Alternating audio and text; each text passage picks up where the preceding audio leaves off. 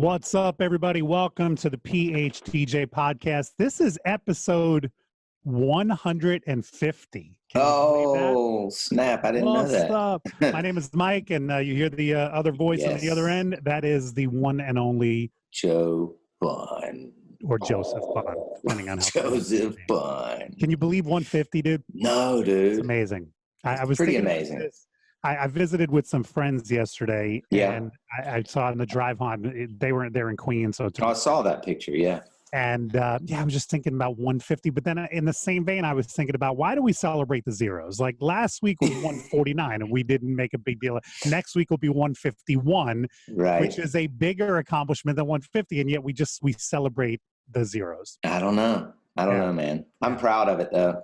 Yeah, me too. I think a lot of podcasts and blogs kind of, peter out before this and way before this. Yeah. And I think we should be proud. It's been 3 years, man. Almost 3 years. You guys keep us going, though. There's no doubt about it. The people that come up to us and do screenshots when they're working out or on road trips and tag me and Mike, we appreciate y'all. And last week in Arizona, which we'll get to in a second, we had a number of people tell us they were loyal listeners, and we've had a few messages of binge listeners. So we definitely appreciate it, and we wouldn't continue. I love talking to Joe once a week.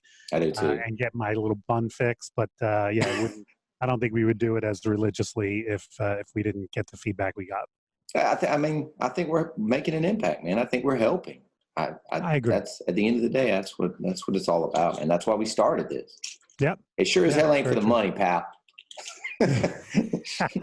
No, I think if you added up everything we've gotten, divided by the hours we've put in, we're making less than 6 cents. 6 cents an hour. Exactly. So DJ Collective last week, as one of the three people who put this together, give us a quick recap. What did you think of the week? I thought, Mike, that it was, it's hard, man. As a first-time show producer, you and I have done our workshop, but this was a full-blown show. Yes. It was very stressful. It was more work than I could have imagined. It was more money than I could have ever imagined. It was a lot of work, but I felt like at the end of the day, we changed the face of the DJ conference altogether. I don't think that's overstating the case. I don't either. When they showed the recap video at the end, which by the way, tip of the cap to SCE, all the content that they captured and then put together. Yeah. And they've done the same thing in Mobile Beat the last few years. Literally the conference ends. Yep. And they have a recap video that includes clips from the very end of the conference. Yeah. Now listen, I edit video. I understand how they did that. Yeah. They kept 4 seconds playing and they dropped the shot in. But it's still an amazing job of editing that thing and having it ready, not 3 weeks after the conference, not a weekend, but literally closing segment. So anyway, I was watching you while they were playing that, Joe, and you were getting a little weepy. You were getting a little teary. And I thought about your path, right? Because, you and I, when we first started the workshop, your original vision was a conference. And then you realized too much work, too much this, too much. And maybe at the time, I don't know if you want to admit this, but you didn't have the name recognition yet. Truth. Trade off of that. True. Now, I think our workshop and this podcast has helped, plus partnering with Bonus CC and Janai, who also have some trade names. So you were able to put this thing together in year 3 of the collective. Yep. And like I said, dude, friend to friend, I was watching you and you got a little teary. I think it was allergies. It was a real moment. Allergies, right? It was allergies. You don't want to admit to our listeners that you got a little choked up. I did, man. I don't know. The video played, and then I just kind of like, it was almost like how they do the quick clips like that. It was almost like the 3 days just played back in 4 minutes. And I was just kind of like, whoa, we just did that.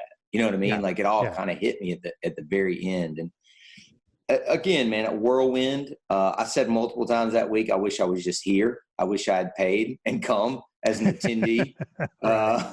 Why did I get myself into this? But, looking back on it, I think we really did. We set out to create kind of a luxury DJ conference, and I think we did it. Are there 30 things that we did wrong? Absolutely. But are there 50 we did really right? Yes. So, well, I can tell you as an attendee, because that's really all I was. I basically led a roundtable of multi-ops. That was my only involvement in this. I paid the dues. I was there as an attendee. I didn't notice 30 things that you did wrong. I noticed a few minor things here and there. Right. I tip my cap to you three because some of you, if you weren't there, you might have caught wind of this. But Wednesday morning, first of all, we had crappy weather the whole week. I mean, amazing. So they told me it rains 7 days a year in Arizona. And we got 3 of them. 3. Yeah. And we got 3 of them. Yeah. But you know what? Kelly had a great point because the one morning we woke up to rain, I was kind of bitching about it. And she had a great point for me. She said, you know what, Mike, I know you. If it was 85 degrees and sunny, you would blow off the afternoon and lay by the pool. Yep. So, and she's right. I would have looked at that schedule and said, oh, I can skip this. I can skip this. Yeah. So it did help attendance. Absolutely no doubt. 100%. And I mean, attendance in the seminar. But so then Wednesday morning we wake up and to no power. None. In the hotel. I actually woke up to power. I was doing some work in my room. Yeah. The lights flickered once. The lights flickered again. And then they went out completely. Done. Yeah. And so that delayed you guys, but you, Jason and Brian mobilized so quickly. You got a generator, which shout out to Big Earn. Ernie, Big Earn and his wife Erin were there with their big, I don't know, with RV. RV, yeah. And they had a generator. And so they donated their generator. You basically moved enough gear from the ballroom, because the ballroom would have been dark, to the room with all the windows. And I think we started before 10 o'clock. So it was less than a 1 hour delay that morning. And the funniest thing, the lights came on for a second. And the whole room went, ah, and then they went right back off. And the whole room went, ah. And your reaction at that point was, oh, God. Dude, I body slammed a cable because I was like, is it?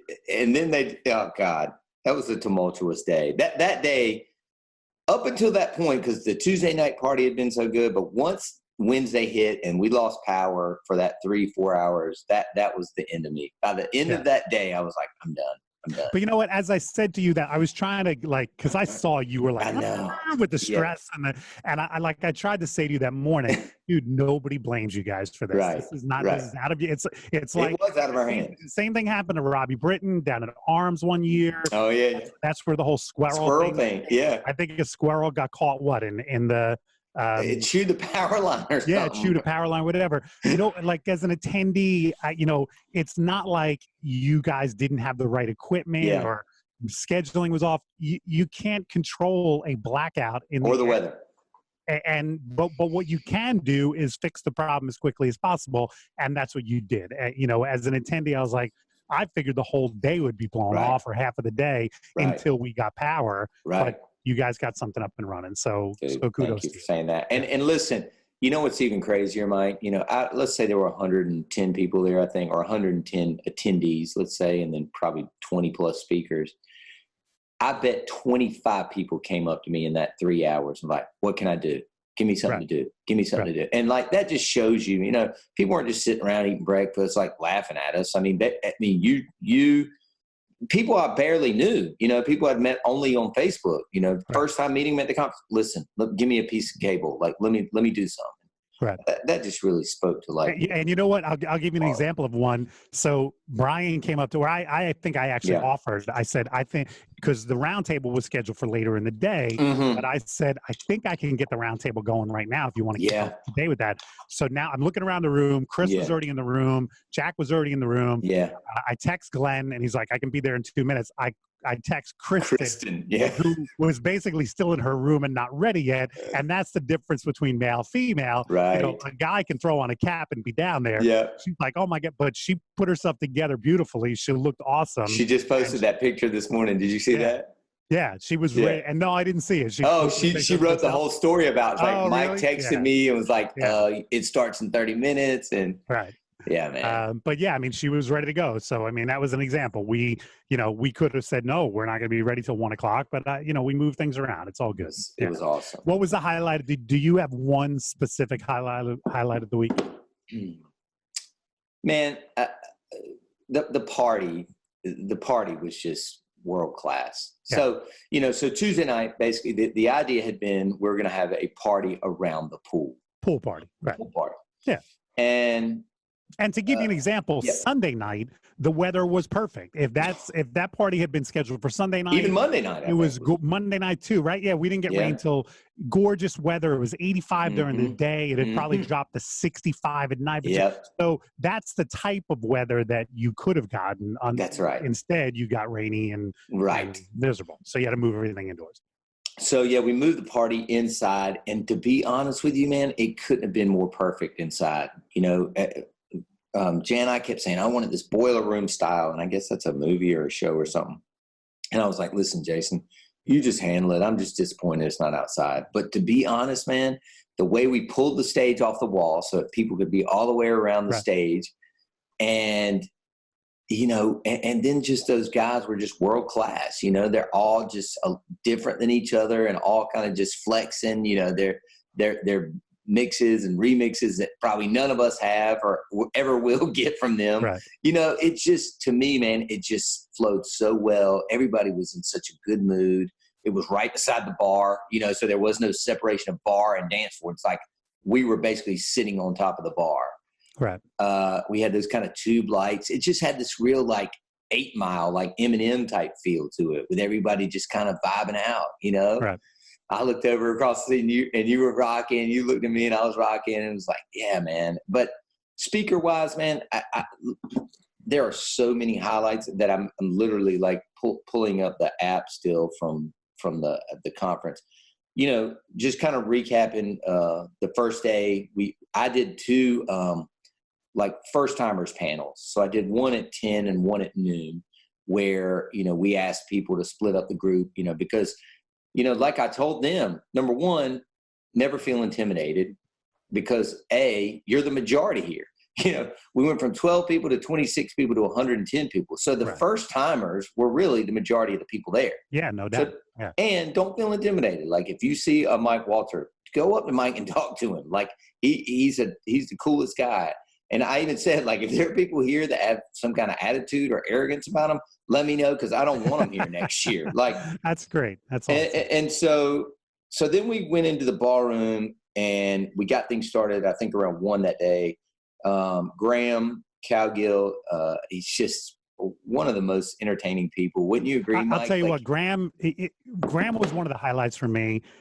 First of all, I got to know him last year at the Collective. I just think he's a super great guy, great communicator, funny guy. His seminar, I think on Tuesday about emceeing is probably one of the top 3 highlights for me. I took a ton of notes. I'm going to be training 2 new MCs this coming winter. And there's some stuff, you would think I've been training MCs for almost 30 years. What more can I learn? But I took some notes and I said, I'm going to implement this into training. I'm going to work this in. So yeah, I sent a message to Graham after the week was over. I said, I'm sorry we didn't get a chance to sit down and really one-on-one talk, but he's such a great guy. He is a great guy. Yeah. So I guess the first day, the thing that people are most going to remember was Andy King. And if you don't know who Andy King is, he kind of opened the door for the week. He introduced a few running jokes that would come back, callbacks that would come back all week. If you don't know who Andy King is, watch the Netflix Fire Festival documentary, and you'll know. And that, by the way, I was pretty proud of that joke on Wednesday morning. Oh, you killed me with it. That's one of the and that was one of those jokes. I didn't even have to say the punchline. Nope. So I'll kind of tease it here, but again, you have to know who Andy King is, and you have to. Andy King talked openly about the thing that has made him famous. If you were highly sensitive or easily offended, that was not the seminar for you. Yeah. So Wednesday morning, when we finally got up and going, I said to everybody, "Welcome to Fire Festival. Cheese sandwich will be served at noon." And then I said, "And nobody asked Joe Bunn how we got the generator," and people went nuts, and I was just over in the corner crying. And I was pretty proud of that because, again, that's one of those. It's a risque joke, but unless you know that, and I didn't have to say the risque part, so I was pretty proud of that. But yeah, Andy King, and that to me was one of those seminars that was entertaining. Yeah, I don't think I really got anything out of it. I don't think he took any notes. Agreed. But it was a fun kind of casual way to start the week. Sure. And it was also a way to start the week to say there's going to be no holds barred this week. That's true. That's true. not for the meek. It's not for the mild. Right. We're going to put it all out there. Unfiltered. Yeah. That day went on. Some other great things. I think that Bob Conti, who just does like incredible billion-dollar events, he was the other quote unquote keynote for that late afternoon, or it was really nighttime by then. But I think that the highlight for me of that day was the very end with Digital Dave, who got not nearly enough time. Amen. I was pissed at that. I know. Digital Dave could have had 60 minutes. He could have had 90 minutes. He smashed. And it's funny because I've already begun putting together a seminar for next year about programming. Nice. And so I'm going to have to like forget some of this stuff. It's like when I've heard songwriters say, I wish I didn't have this melody that I heard from somebody else because I don't want to. But I mean, I will probably incorporate one or two things that Dave talked about and give him credit. I heard Dave Lander talk about this. Yeah. But yeah, it was so good, but it was so brief. I was like, this is over already. That he had 30 minutes. He could have had 60 or 90. Dave I will come back next year just based on Graham Cowgill and Dave Lander, because those two guys, the fact that I've gotten to know them at the last two collectives, it's been worth the trip each time. Man, it was really cool. He basically talked about programming and, how you can drop in songs. And I don't think we shortened his time. I just think, that was the way it was scheduled. And again, it was like everybody was saying, day one was awesome, but it was missing something. Here's my notebook from Collective, by the way. Yeah. And the very first note I took was at Lander's seminar. Mm-hmm. So I didn't start taking notes until that day. Yeah. And yeah, I mean, I've probably got 4 or 5 pages of, or more than that, just from his seminar. You know what I mean? It was awesome. Great. He was great. Thank you, Dave. Yeah, and then he backed it up the next night by dropping an amazing bombs. I mean, you talked about the whole party being a highlight. Yeah. To me, Lander's set within that party, and my problem with after his set was over, I had a hard time getting into the other guy's sets because I felt like I had peaked. I did tell Brian that. I'm like, these other guys are more technical, scratch and the finger drumming stuff. Like we could have probably changed the order and put the party DJ last. Yeah. Like Dave last. It reminded me a couple years ago, I was off on New Year's Eve. Yeah. And there's a local Irish bar that celebrates at 7 p.m. because that's midnight. Oh, yeah. And Kelly and I... And Kelly and I think we talked about this. Yeah, it might have been this past year. So Kelly and I went. We got there at 6. We partied hard. Literally at 7 o'clock, they got the DJ. They do the countdown. They got a ball behind the bar that drops. Yeah. We go home 7:30. We feed the dogs, and we're like, we're gonna go back out. And then we're like, no, we're not. We couldn't get the energy to get back out. And so we watched our actual midnight on the couch. Chilling. I don't know. I have a hard time once you peak getting, so Lander's set for me. But again, he backed up everything he talked about the day before in that set. So it was almost like hear it and then see it. It was that to me was the most impressive. Tuesday, we did the track selections, so you could do different rooms. There were so many things going on, Mike, that I can't. I was trying to go and see 5 minutes of each and take a picture. Go see 5 minutes of this guy, take a picture. It was so many things that, I'll say this: if I heard one complaint, which I guess this will, be a complaint taken with a grain of salt, is there was too much content. There was no breathing room at all. Like even during lunch, we were doing stuff. So, I get that. I think we were so hell bent on, I don't want people to come back to wherever they're from and go, well, that wasn't worth the money. You know what I mean? Or I didn't get my money's worth. Like you got over your money's worth. Yeah. The feedback I got from people, especially by Wednesday, was my head is full. I'm burnt out. Right. But I mean, as somebody who's scheduling it, I think that's a good problem to have. It's certainly better than the opposite, which is, I really didn't get anything out of this. Right. And I get the different tracks. It frustrates me sometimes because there were multiple things I wanted to see on Tuesday. Me too. I missed Nate's seminar. I missed Kristen's seminar. Yeah. But I have to say that Tuesday morning I felt was the best as far as content was the best part for me. I loved Scooter's remix. I loved Cowgill's about emceeing. I loved Rob Ferre did a with piece Sean. about emceeing, with Sean, and I love that. So, I mean, I enjoyed Tuesday, but I probably would have enjoyed it equally if I had done a different track. Yeah, totally. And again, it's super hard to do because Mike didn't have, another elite guy there. Like, hey, so-and-so, Dom, go in there and you go to these three and I'll go to these three and then we'll circle back. Like, if you were solo, or the only person from your company, you were kind of out of luck. And so anyway, we'll take that into mind. And then we had lunch, and then one-on-ones was a little touchy because I think people truly thought it was a one-on-one. So that's our bad for poor naming. It should have been called small group. I think you need to call that small group or just casual, lunch conversation. Yeah, this guy.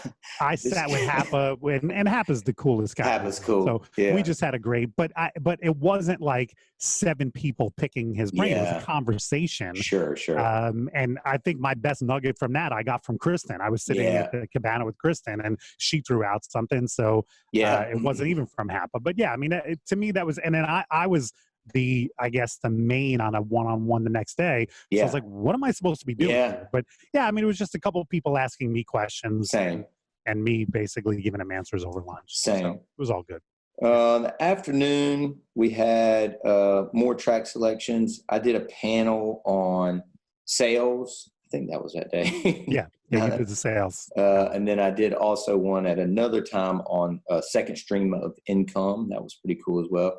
And then, of course, both nights we had the Hans there, who, if you don't know them, they're awesome. And we also had Philip Van Nostren from New York. The fact that you guys do the professional photographers and offer the you got some killer shots, pictures. I love it. I think it's such a great idea. I told a few of the think tank guys they should incorporate that, because that to me, we all need promo stuff, and not, we live in a day and age where you can't just go, here's my headshot for the next 5 years. You gotta be offering new stuff all the time. And to come away from a conference now 2 years in a row with some cool new you got stuff. Some cool pictures. It's awesome. I never even got my picture taken. Oh, you never did? No. Too bad. I know. All right. So I guess that takes us to Wednesday. Again, we had the sessions that morning. Let's see. So that's when we had to rearrange the schedule, right? So we had the multi-op panel, and then Bernadette, right, from the Knot, right, and then Troy, and then the power came back, and we ate, and we did make it back into the ballroom. And you had some sponsored stuff. It was good to hear from Jay. I was hanging out with Jay from Pioneer for a while. He's such a great I like guy him, too. man. That guy's been in the game forever. He's awesome. Yeah. And then we got back in the ballroom finally that afternoon, and that was one of my favorite parts as well. I felt like those last few people really closed it out well. Let's see. So we had, we did the planner panel, right? That was good. Anything basically you ever wanted to ask a planner about how you get hired. We did, and then Katie Schloss, she was awesome, who we had met I met at the Collective, the first one. Mm-hmm. And then Danielle Cowick, who just absolutely, I thought that was the perfect way to close it out. See, I disagree. I think she would have been better earlier in the week. It was more of a motivational thing. And it was funny. And this is no knock on her. No. Talk didn't click with me. But she got a standing ovation afterwards. And I realized why it didn't click with me. I'm not there anymore. She basically was talking about balance in your life and avoiding burnout and you have time for yourself. And I think 15 years ago that I would have given her the same standing ovation.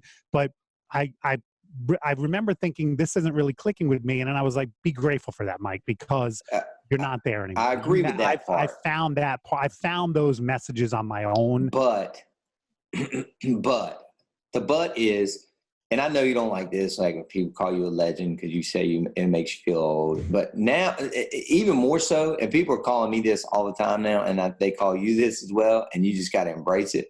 They'll be like, y'all are the OGs. Y'all are the OGs. Like, we're the guys that were doing this 30 years ago and are still doing it and still love to do it and still love the music. That's what Dave was saying in that post about you the other day. He's like, you know why I love this dude? One, he still goes out and rocks. And two, he loves the music. He loves the music.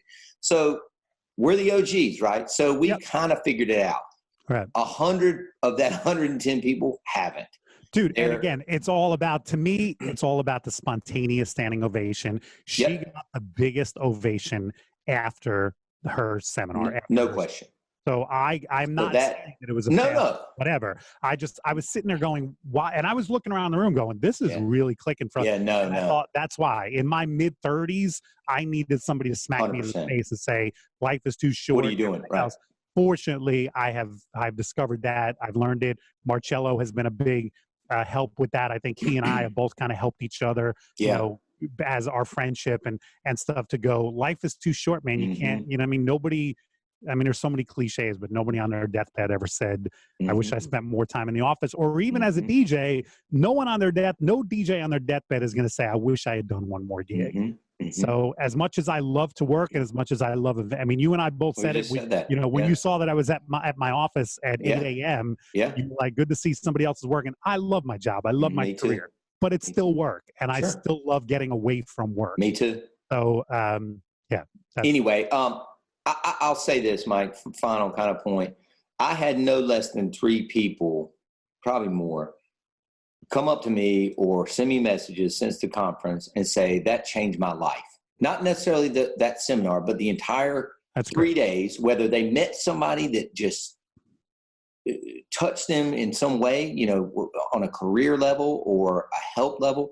But like, I just felt like at that point, like we did it. You know what I mean? Like if that many people, and not even like it changed my career. Like they were saying like, this changed my life. And I was like, that's awesome. That's as heavy as it gets. You know what I mean? Like, anyway, I was super happy, man. So let's talk about it next year. You guys, you stumbled a little out of the block. You announced some dates and then realized conflict, but within a week now, I mean, you've adjusted, right? Yeah, we're good. So we announced the dates, and it was the same dates as the Wedding MBA, which, as you know, there's a lot of DJs that go to that. So we had. And P.S., you should have checked that, but that's not your fault. You're basically sticking to the same week that you've done. It's Wedding MBA that's moved an entire month. So, I mean, I fault you guys for not scouring and checking every single industry thing, but it's not like you moved to their date. They moved to your date. Right. So you've now adjusted to what, the week before? It is the week before. Yeah. November 10th through the 12th, I think. 10th through the 12th. Yep. And so it's in Asheville, North Carolina. If you want more information. You've been to Asheville before? Oh, I love Asheville. Yeah. I've only been there once. Yeah, you go through. It was part of our cross-country trip 3 years ago that Kelly and I took. Yeah. We loved it. She's got a relative down there, so we toured the Biltmore. Yeah. And then we spent some time with her cousin. But it's definitely a town that I was like, this guy's a cool vibe to it. I'd like to come back. So this is cool. This is cool. It'll be cool. So it's the DJ Collective official.com. So if you, there's nothing, really up yet. And that's even this year. Are you accepting? Oh yeah. Yeah. You can pay. Oh, so 100%. People can sign up, people can pay 100%. You're capping it at 200 next year? At the most.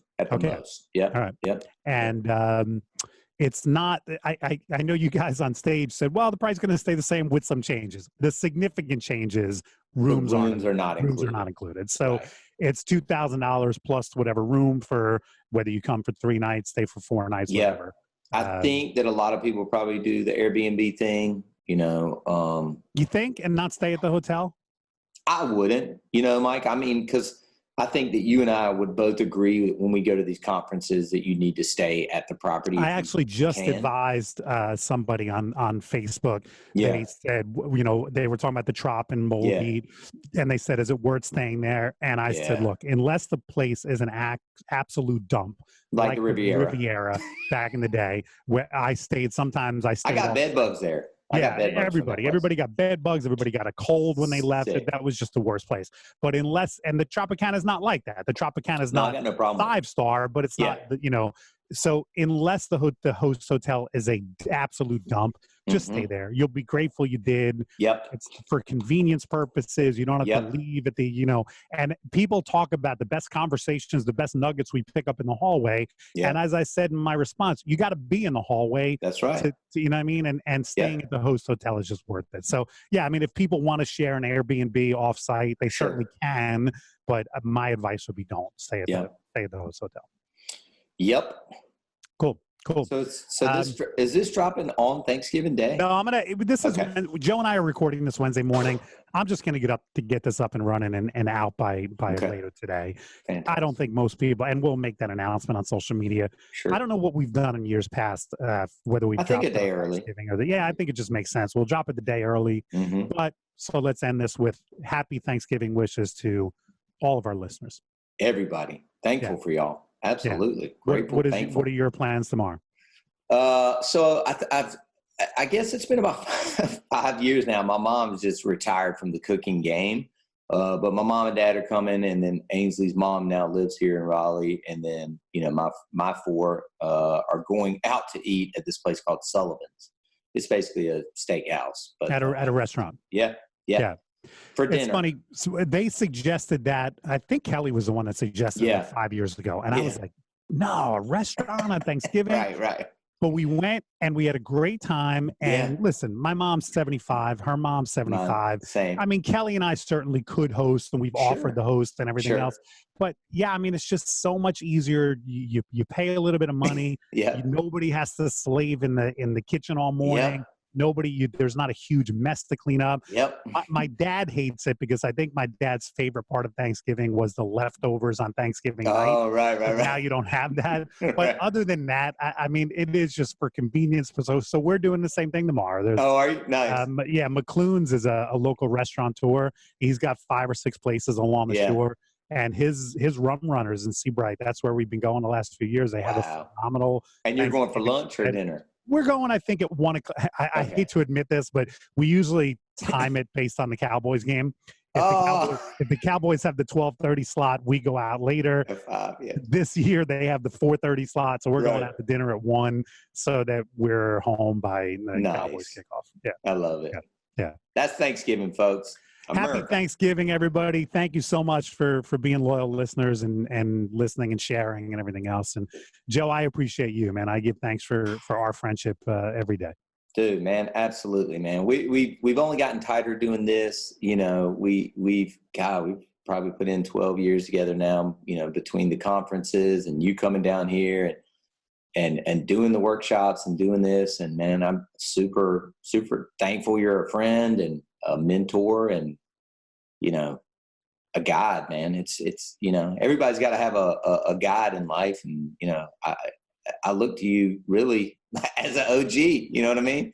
We're the OGs. You know what's funny? You're saying OG. I started using that. I don't know if you saw the news over the weekend. We got a new puppy. Oh, I did. And it was actually a Christmas present because I had expressed interest in getting a new puppy, and Kelly was like, I don't know, but she got me a puppy for Christmas. Yeah. And so I want to make sure that Shay doesn't feel like he, right. And so I've been hugging him all week saying, Shay, you the OG. So Shay. I've been calling my dog, my Shay, the OG. So I appreciate OG. They're like a dozen years apart, more probably. Yeah, Shay will. No, not quite. Almost 11 years. Yeah. Okay. Yeah. Shay will be 12 in March, and this guy Donovan was born in May. So almost 11 years. It's crazy. Yeah. He's a great dog too. Yeah. No, good looking dog. Yeah. All right. Happy Thanksgiving, everybody. Happy Thanksgiving, everybody. See y'all and keep listening. And we're going to take this thing through the holidays and into next year as long as you guys want us to. Peace. Ciao. Good night.